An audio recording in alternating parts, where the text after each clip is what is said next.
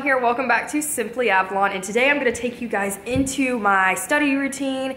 So right now I have a reading assignment, or a reading quiz as we call it in our class, for AP History, and I have to read the entire chapter 23 of our book.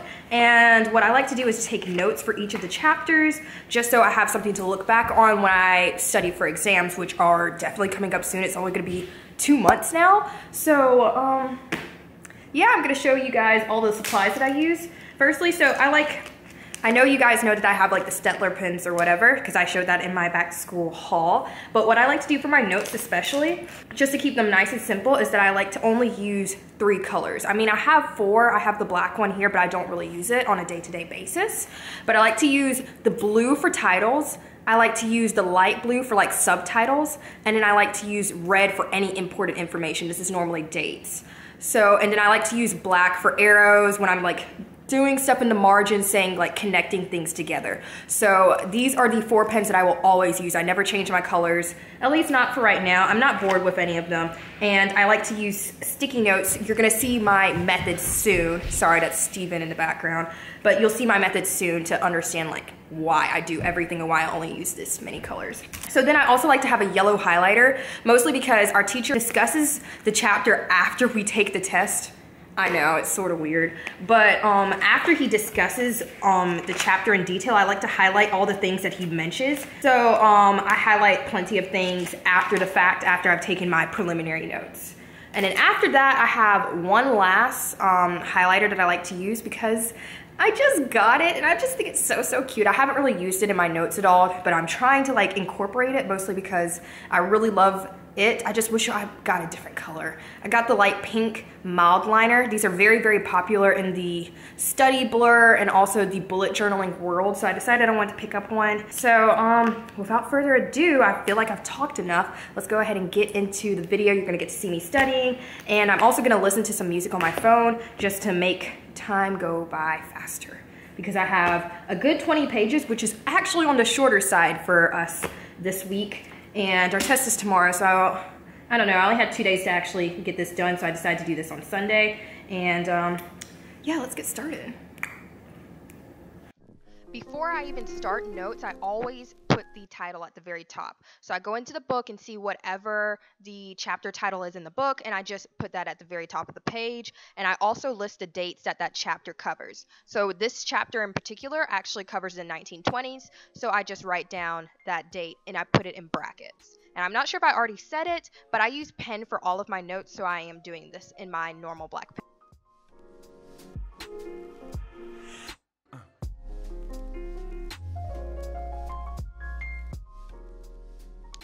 After that, I use my protractor to mark off 3 inches. I like to do this in advance actually, so you don't really see this on camera, but I like to mark the pages with 3 inches, and that is where I'm going to start my Cornell notes taking like habit. And I just go ahead and use a pencil to draw the line down the entire page. I do not use the bottom box like a normal Cornell note taking method. So you'll see more about that later on in the video. I'm just going to add this to all of the pages that I think I'm going to use. I normally tend to use at least 5 pages for each chapter, so I'm going to just start off by marking 5 because I still take notes during class. So if we need space for notes during class, I want to make sure that I don't have a line through the middle of it because that bothers me.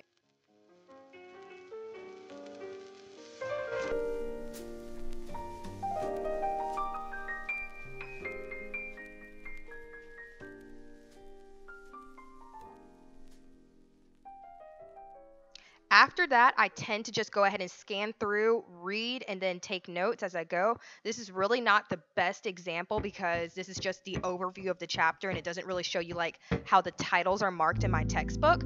But whatever the subtitles are, I always put that in light blue. Whatever the giant like major headings are, I put that in dark blue. And then whatever dates, like I said before, those are always going to be in red, and I always keep those to the left hand side so that when I'm scanning through my notes during class looking for answers, I can always go straight to that heading instead of having to search through all of the words, which will be on the right side, and you'll see that in just a second.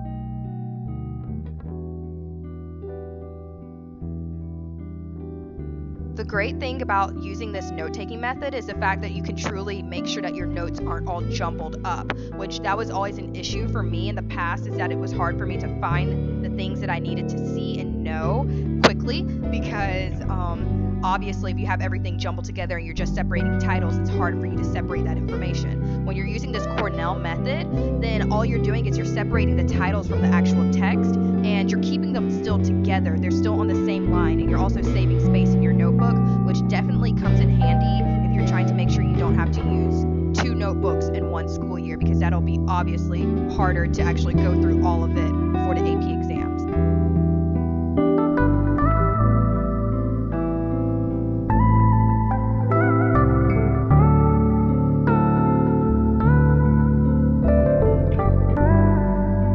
As you can see from here, I am using my light blue pen to truly do these subtitles, and this time they are on the right side, mostly because my book actually listed them in like a sentence, and I thought it looked very important, and those are going to be subtitles later on in my notes.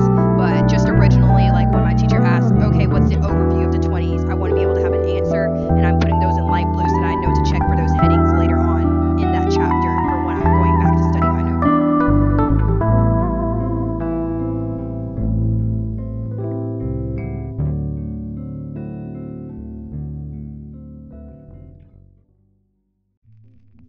I also like to use the same progression as like your Microsoft Word, and so I start off with like your bullet point, which at this point is actually an equal signs because I'm just trying to define a term.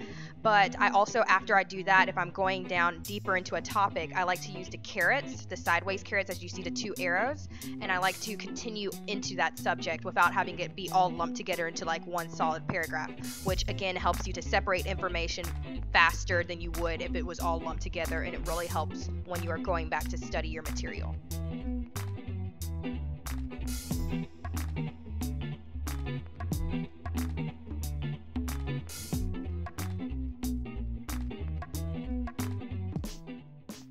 Okay, so I think I've explained this method well enough. If you have any extra questions, then definitely comment down below. I can definitely make a more in-depth video later on if you guys need it. But I think I'm going to go ahead and fast forward so that you guys can see more of my note-taking, and this can be more of a study with me video along with me showing you my method for taking notes in history. So without further ado, you're going to see more of my pens, and I'm just going to go ahead and speed this up.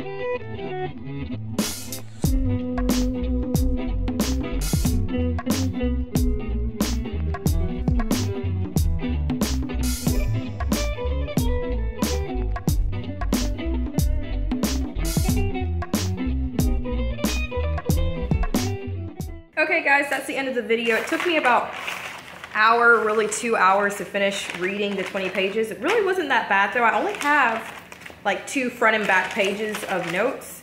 which is surprising because like the 20s, I expected more stuff to happen or whatever, but I guess it'll be in the next chapter. Anyway, I guess I wanted to show you guys the notes, just how they ended up in the end. I'll just insert pictures because it's kind of dark since it's nighttime at this point. But that's about it. Don't forget to like, comment, and subscribe. Definitely comment down below if you want me to do more like study with me videos. I'm planning on doing more of those since I do have to take a lot of notes for my classes nowadays. But anyway, bye. Don't be fooled by the rocks that I got. I'm still Jenny from the block. Used to have a little, now I have a lot. No matter where I go,